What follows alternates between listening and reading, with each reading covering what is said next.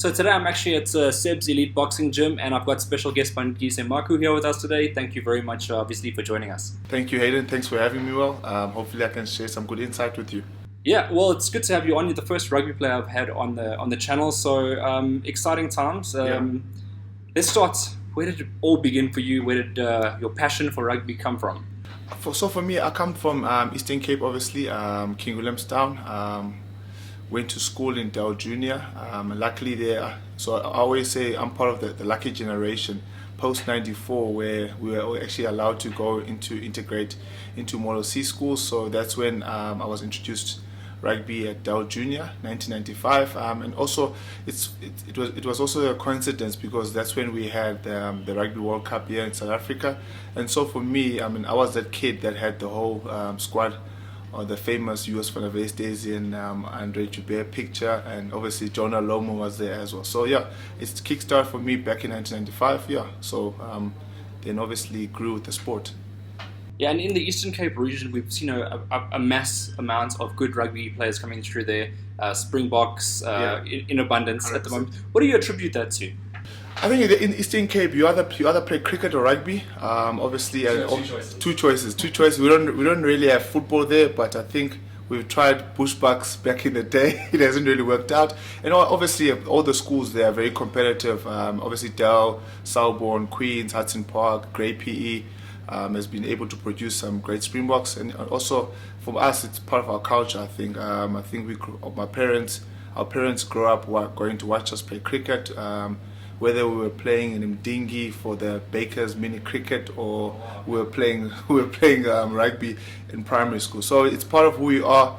I think it's a great place, and for me personally, it's still so unfortunate that we really can't have a proper Eastern Cape team that is competing at URC level or Currie Cup. With all the talent that's actually come from the Eastern Cape, you would think that we'll be able to establish a good side. And I think for me personally, that's still one of those dreams, to be able to have a big franchise there in Eastern Cape that is able to compete at the highest level.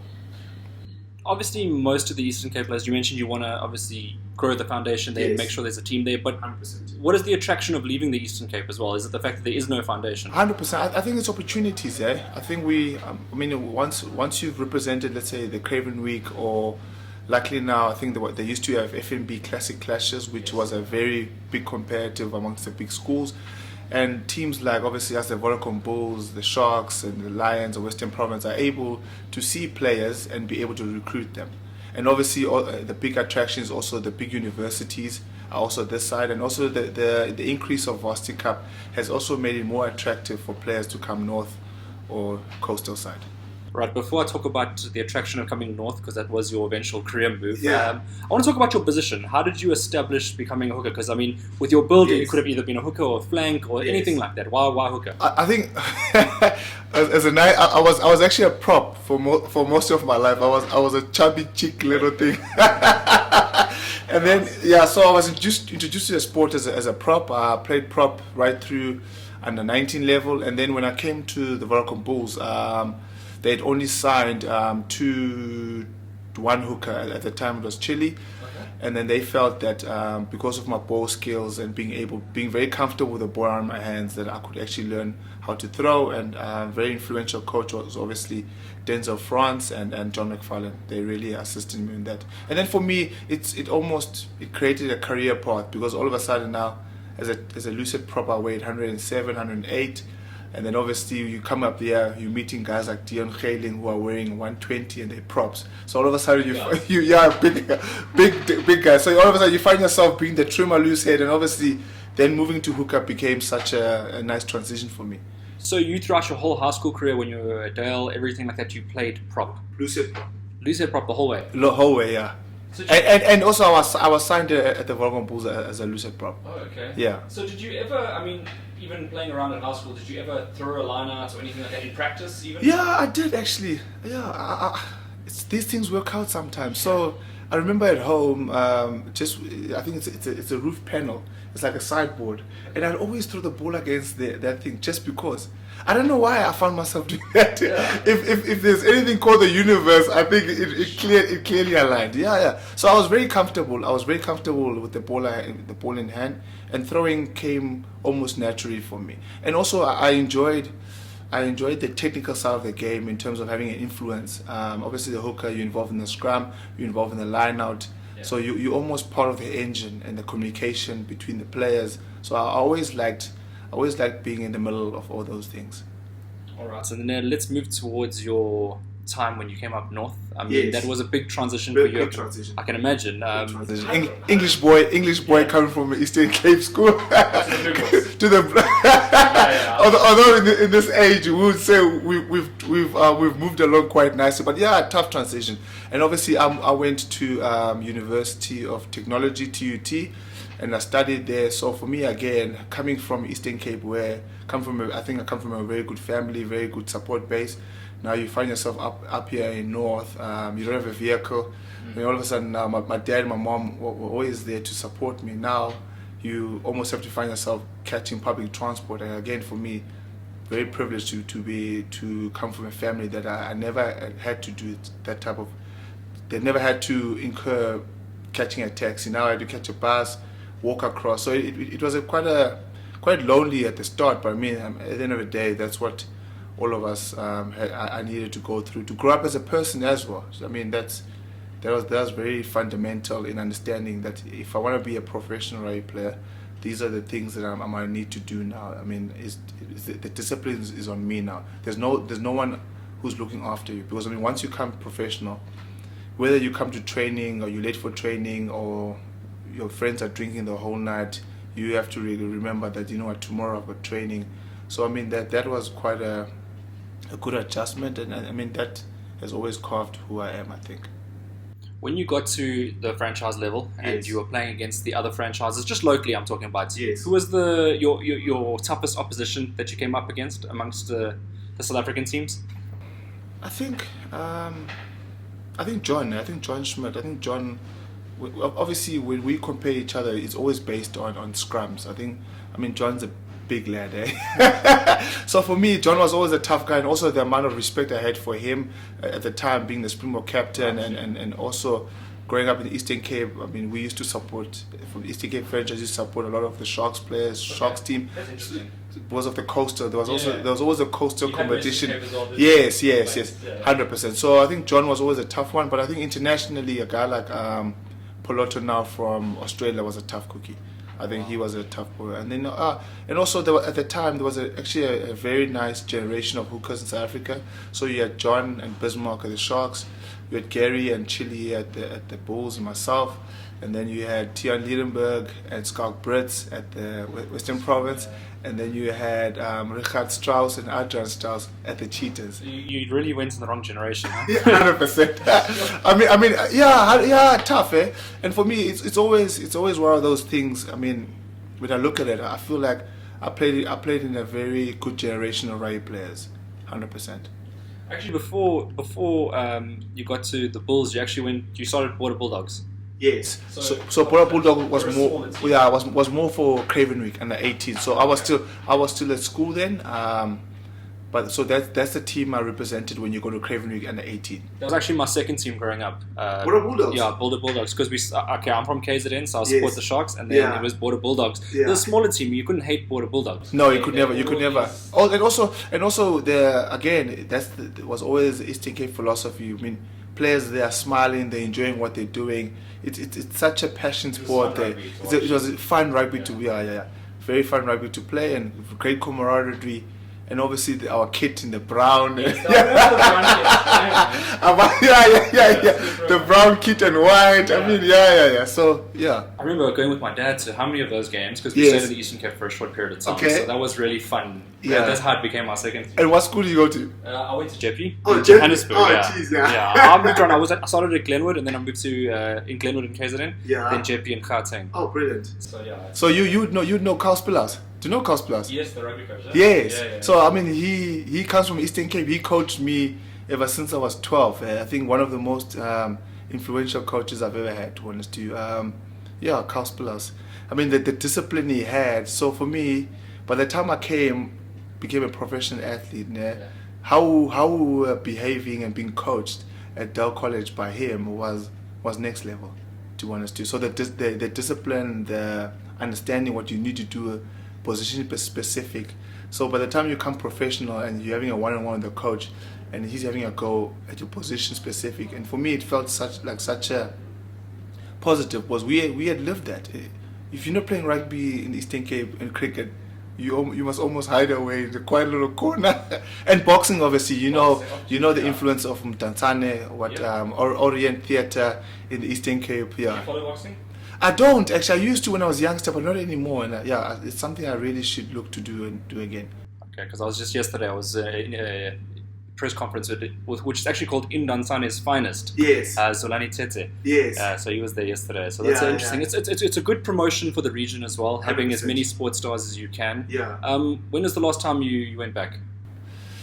So my parents are still in Eastern Cape. So I think I was back home what's now when. I think 3 or 4 months ago. Oh, that's recent. Yeah. So my parents are still residing in Eastern Cape, and so I try to go home every 4 months. Okay. Just to spend some time. And again, for me, having played professional rugby this side, you almost, even within your relationships with your family, you can see there's a big portion of 10, 11 years where I can honestly say you weren't present because you're traveling the world, the pressure's on you, you're almost living in a quiet little island. And that's what people don't know when you're an athlete. It's actually a very lonely thing. Yeah. It's actually well, when you're on the road, right? Yeah. So you played a lot of Super Rugby. So yes. You would have gone to Australia, New 100%. Zealand. 100%. Within those countries, I mean, yes. What is the dynamics like when you're traveling? Like, when you're in the hotels, are you on your own? Are you with teams? Like, how does it work? So obviously,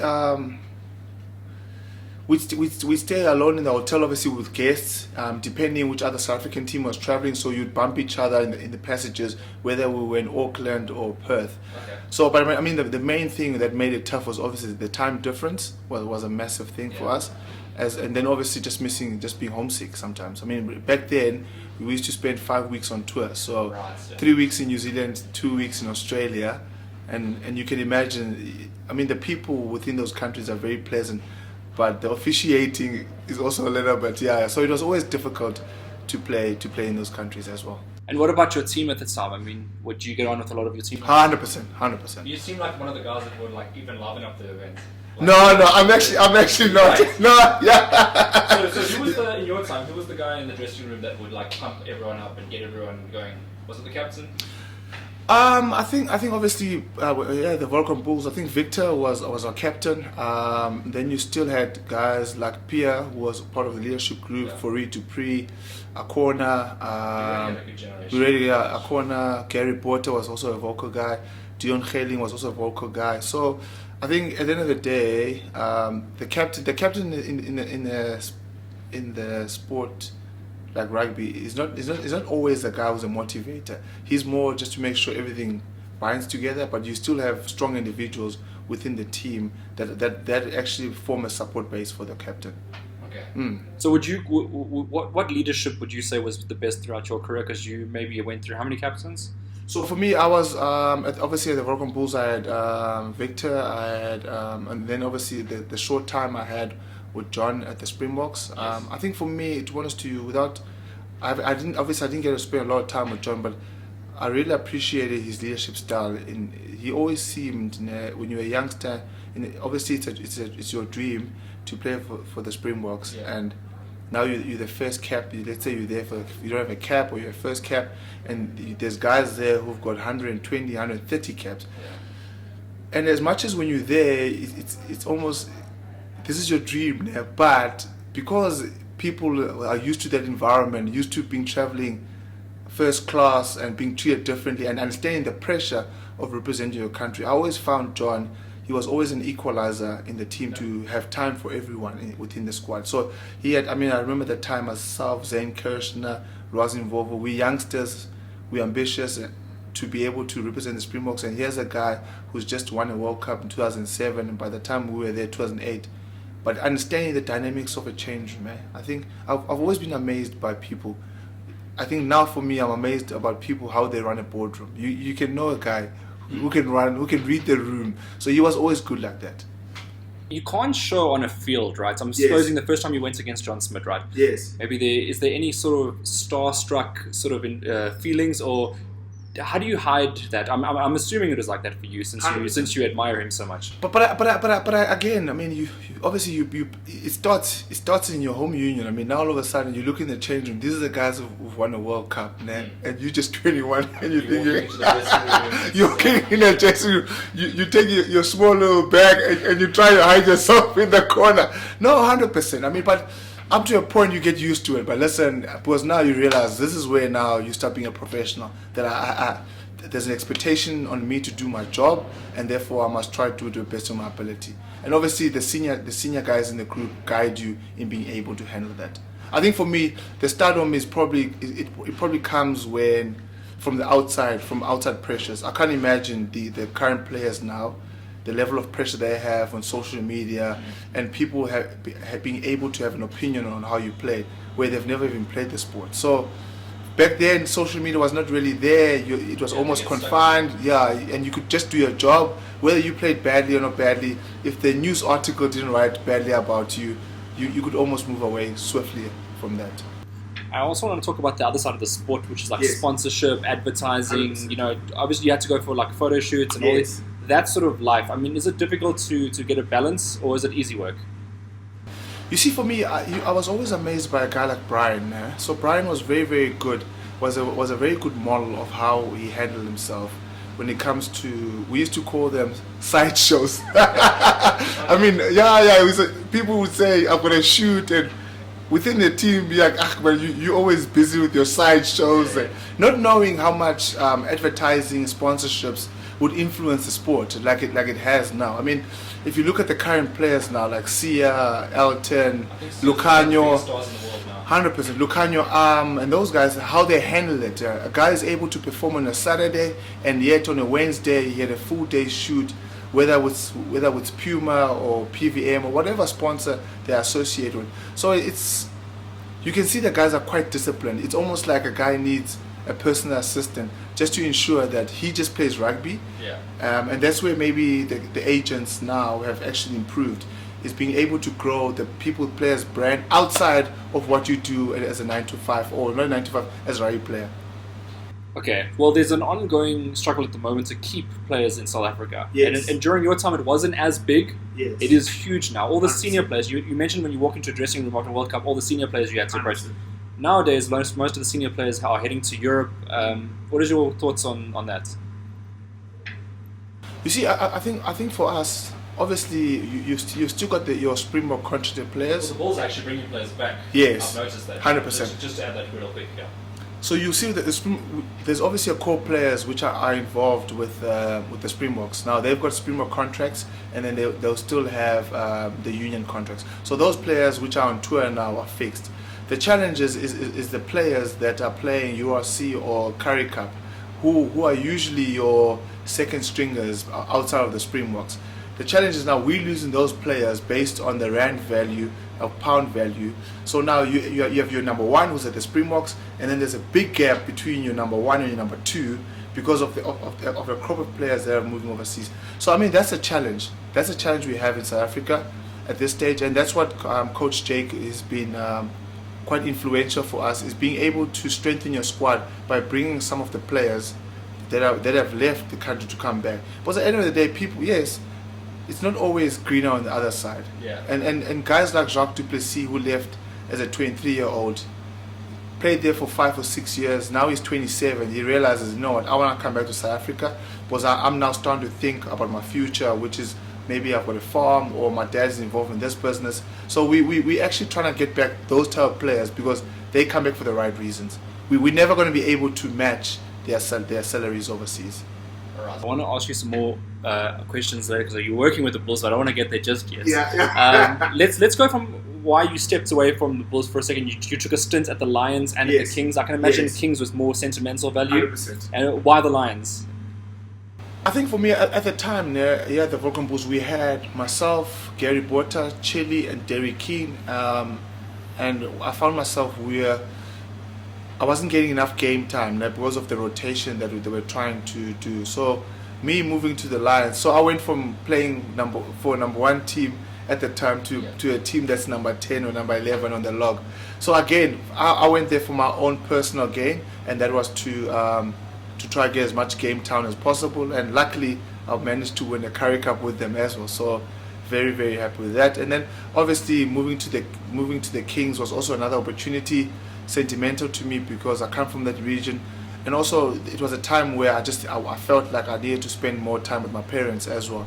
In the ECs, to get to spend a little bit more time whilst playing as well. I didn't want to miss out the opportunity for me to be close to my parents for a short period of time and then come back north again. When you were playing for the Kings, did you envision, because I don't know if you would have been able to tell the future, because you eventually did come back to the Bulls and play a little bit after that as well. Did you envision that you might have stayed there for a bit longer, or that was the goal always to come back to the Bulls? No, I personally envisioned I would stay there, and yeah, so I won't mention the ref's name, but the ref who refed us against the Lions made two errors, because we lost that game by one try against the Lions at home, and then we came back up north and beat the Lions. Does it make sense? But because of the points difference or something of that nature, we couldn't go through. So for me, it was actually a very, very sad day, because I knew Alan Solomons had done such a good job in trying to bring in a core group of players. I mean, myself, Stephen Sykes, Adrian Strauss, just a core group of players that could hang in there for the next 4 or 5 years to ensure that there was a good base for Eastern Province Rugby. So it was unfortunate that they got knocked out of there. And to be honest with you, they haven't recovered ever since then, as in keeping good players within the region. Because again, when we went there, myself, I want to be here for long term. I'm not trying to get an overseas contract. So yeah. All right, and you did make your return to the Bulls. At which stage during that move did you feel, because you were edging towards your retirement thoughts, I think, at that stage as well? Yeah, I think for me, obviously, again, coming back to, I wanted to come back to Gauteng, because one, I was starting to think about what am I going to do post rugby. Definitely, having studied at TUT, I had BTech in sports management at the time, so I was already starting to think, okay, what's my plan? Am I gonna come back and try to get a gig at SuperSport? What am I gonna do with my off days? Am I gonna look to get involved in some sports marketing agency? So I was already in my head trying to think of that, and I knew obviously Johannesburg is where, or Gauteng is where I think there would be an opportunity. So coming back to the Bulls was also based on how do I help myself navigate through retirement or as a pro athlete. Right. Before you retired, the Springboks. I want to talk about the Springboks. You got one cap, and that was against Italy. Talk us through that whole experience, because representing your nation is 100%. Also on another level. 100%. And again, for me, I think it was 2000. What year was it? 2009? Oh, I can't remember now. Ooh. No, I can't. But again, for me, just to be in a change room there with the quality of players, and again, there's not very few people that have an opportunity to represent your country, and I think for me, to have been able to do that is almost like I felt like I've reached my pinnacle, and some guys might feel that they want to play 100 caps or Springboks, 120 caps or Springboks, or 50 caps. So for me, it was always based that rugby was always a passion point for me, and just to be able to play at a pinnacle like that was more than enough for me, and hence again, my agent was probably not very happy with me to call it a day at 30. My main question was, okay, am I going to go through another 3 or 4 seasons of Super Rugby? What will that gain for me? Will I win another Currie Cup? Is it something that's going to keep me going for a long time? And then obviously, having studied at TUT, you obviously make a lot of friends in varsity, and you start seeing where your age group is doing outside of the sport. And I felt at 30, if I'd continued, I would have struggled to get to where I am now, as a 35-year-old now, who's been working in a corporate environment, obviously at the Bulls company for the past 5 years. I feel now I'm almost at a good level with my age group as people who are working outside the sport. And that was, I mean, for me, it was that was always important to me. Yeah. I never lost touch of that. Because I won't lie to you, I was always worried, like, this is a bubble. This thing is gonna burst at some stage, and I just hope that I'm ready for it. And luckily, yeah, it's worked out somehow.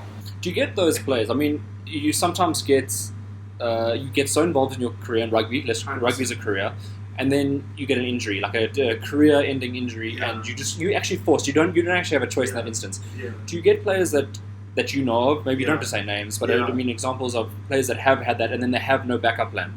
100%. So you know a few. No, 100%, and it's actually sad, because you must remember now, as an athlete, there's a lot there's a lot that's happening to you. One, you almost have to recover yourself, your identity. Who am I? Because everybody will say, yeah, you Bandise, you played for the Rugby Bulls or the Lions or you're Springbok, whatever. Now that's not your reality. Does it make sense? Now You got a whole new role now. you have a whole new role in life. You are 30 or 33 or 34. For people who are working, they'll tell you, no, you're still young, né? But if there's no one there in the world, or you haven't prepared for it, whether that's through studying or whether that's through a family business, or because I mean, I still think as a South African rugby player, you're never gonna make enough that you can sit after retirement, and do nothing, because the cost of living is already high. You've got agency fees that you have to pay. Your medical bills are higher than normal. So there's not enough money for you to be able to save and invest. Yes, you might be able to buy a few assets, but again, those assets are not guaranteed that you'll pay them off. So yeah, it's a tough struggle. It's a very tough struggle. And for me, it's one of those things now where I find great passion in being able to have conversations, yes, with the internal guys here, the Rugby Bulls, and also just other guys, just to help and see how can we help players create a soft, I'll call it soft landing, because or else that plane, you almost need to create something that allows a guy to find his feet 2 or 3 years, and also to find himself and to be able to identify himself, who they are. Because I mean, we've seen stories of even international rugby players committing suicides, guys suffering from depression, and because I mean, again, Did you experience that during your time? Was there anyone depressed that you know of, or I think for me, and I'll be honest, I think what has kept me going was, one, you come from a very structured environment. You train at 8, you eat at 12, you wada. Your mind doesn't have time to. Yes, as an athlete. Now you move away from that. Now all of a sudden you have to prepare. You have to prepare your own day. Yeah, you might be lucky to find work, but how do you keep yourself physically fit? How do you keep your mind stimulated? And that's where, personally for me, I think school has been something that has helped me, because then it allowed me to structure my life, because now there's a new goal. I want to study this. I want to understand this. I need to spend time with this guy, because this guy is good at the commercial side. This guy is good on the finance side. This guy is a good mentor for me, because he's traveled the road that I'm trying to travel. So yeah, I think for me, keeping busy with things that involve self-development has really been beneficial for me. Also, I won't lie, if I wouldn't know how to handle it. Maybe it's yet to come. Hopefully not. 100%. Well, I mean, when you see, because you probably come to every match day, I'm assuming. Yes. When you watching the guys warming up and on the field running, have you ever thought you want to just take No. so for you it's completely over, huh? No, completely over. No. Because you know what, Hayden, and I always say to people, for me, rugby was such a passion point, and also by the time I came to Pretoria now, I had a school bursary at the university at TUT, and I've got 2 older sisters now, and I could see my parents are still trying to figure out how are we gonna get Bandise through university because of his 2 older sisters, and my personal agreement with my parents was, as long as I study, you allow me to play rugby, and that was the agreement, As long as I study, 100%, and luckily it happened that way. So did I always think that I'll make it? I don't know. I was just 100%. So for me, the discipline of going to school, was based on my parents. My parents said, as long as you study, you can play. Then all of a sudden the doors open. Then 3 or 4 years later, you realize, shit, I can actually do this thing. And then then my mentality changed that I can actually go pro with this thing. Yeah. So that's interesting because like there's only a small pool of people that make it. You know how many people try out. I mean, if you're looking at your career, yes, and there's 23 now, I think, like in a first team, like, yes, and then there's obviously an extended squad, but there's only 23 per province. 100%. Well, there's 2 in Gauteng, but I mean, Yes. like, you know what I mean. So when you look at that small pool of people and how many teams go through A teams, B teams, C Yes. teams, and those players also have those ambitions and they just fell short. How do you feel being one of those guys that did make it? Very privileged, very privileged, very honored. I think one of my friends always says some guys have an opportunity to really live what they enjoyed, and for me, and that's why by the time I retired, I felt like, yes, I've actually been able to do something that I was passionate about, and very privileged to travel the world and build new relationships, see different places, and also understand how to work, let's say, because of finances, because at a young age you were used to earning money from a very young age. So now in my older age I understand what needs to happen, how you carry yourself, and also just to continue to be a role model for all the young guys out there in living your life and keeping it simple. I think that's the main thing for me. All right, and I want to get on to what is your exact role? Because you've been, okay, so just to fill people in, Yes. Bandise, you've been welcomed back into the Bulls family years Yes. ago, Yes. after you retired, to work here. What exactly do you do? So I'll give you my journey. So for me, when I started working here at the Blue Bulls company, I was recruiting players. Obviously, that was the first inclination because I understood the sport. Any notable players that you recruited that we might know? Yes, you've asked me a very good question now. Capello, Mukwena. Yes, there's a couple of players, man. I've just forgot the names now. Uzile, Tele. But all of them are still 21, 22 now. You'll see them in the future. Yeah, you'll see them in the future. So then I got involved. We had partnerships with a few unions, which was Border, Borland, and Northwest. Okay. Because again, we were trying to improve our pipeline for players. Right. So that's what we do. So I was managing that, and for me personally, that actually gave me the whole scope because we got involved in their commercials, in their financing, in their structures. So that was actually my MBA in sport, in seeing how all these smaller unions were operating. And then I moved into the commercial department. Obviously, they're dealing with sponsorship rights, looking after all our sponsors. And then now I've moved to the operational side. So again, for me, I'm a guy who's quite hungry for knowledge and to continue to grow, and hopefully I will service the Blue Bulls company well for the years to come, and look forward to doing great things for the company as well.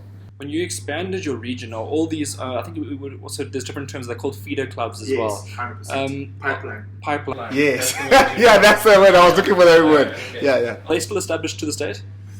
Yes, we do, but now it's based on relationships, because I think at the time it was quite a very strategic for my previous CEO, which was Brian van Graan. He was quite big on that because again, the number of schools playing in Pretoria is not as high as in Eastern Cape. So we needed to make sure that we continue to bring strong players from those regions, which was in Borland, Border, and Northwest, and especially black players. I mean, that's where the cream of the crop comes from. So.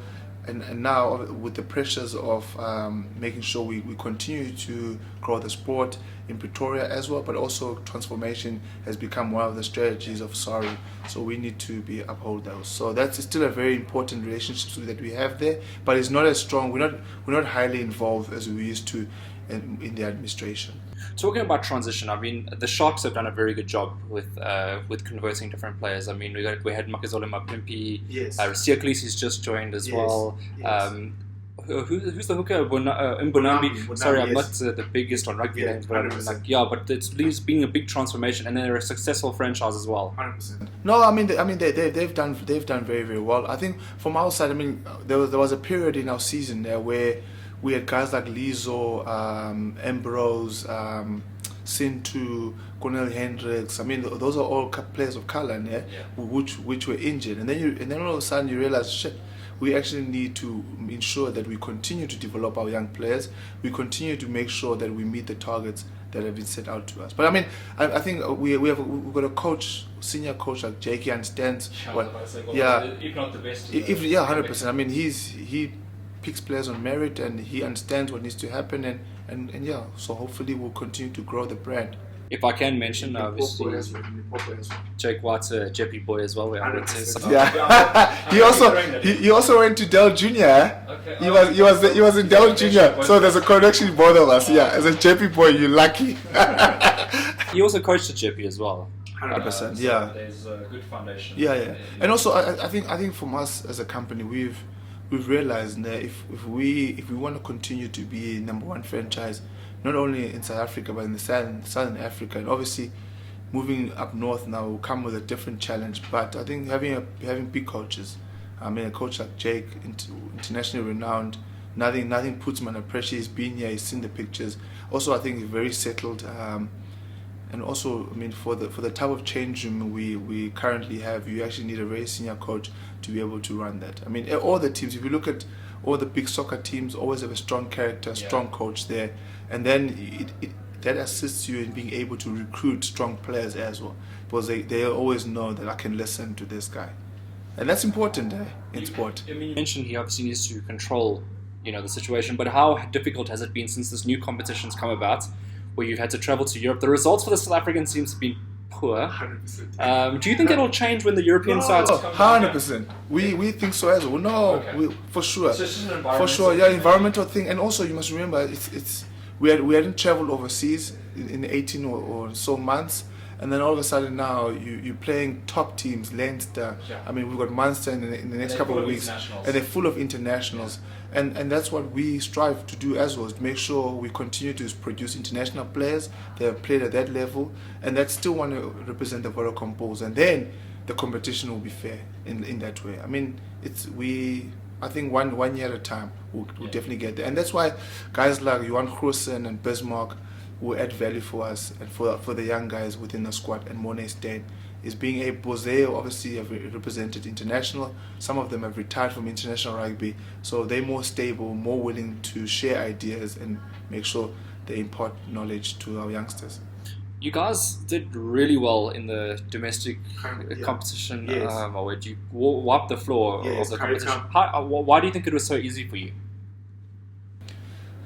I think this one, our signings were good. We're very strategic in what Coach Jake wanted, and obviously Coach Jake himself and the coaching staff, he was able to recruit. So I think for us, as long as rugby players feel like they're getting better, and then the results will show. So he came, stabilized the boat for us, and then I think we probably started winning trophies sooner than we thought we would.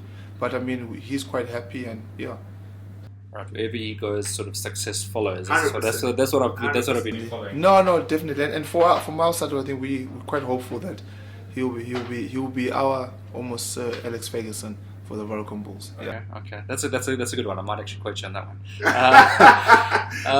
one. Lastly, just last question. What's your goals for the future? What do you want to do in these next couple of years in your personal capacity? I think for me, having explained at the start, is going through the department. I think for me it was always important that you do things the right way.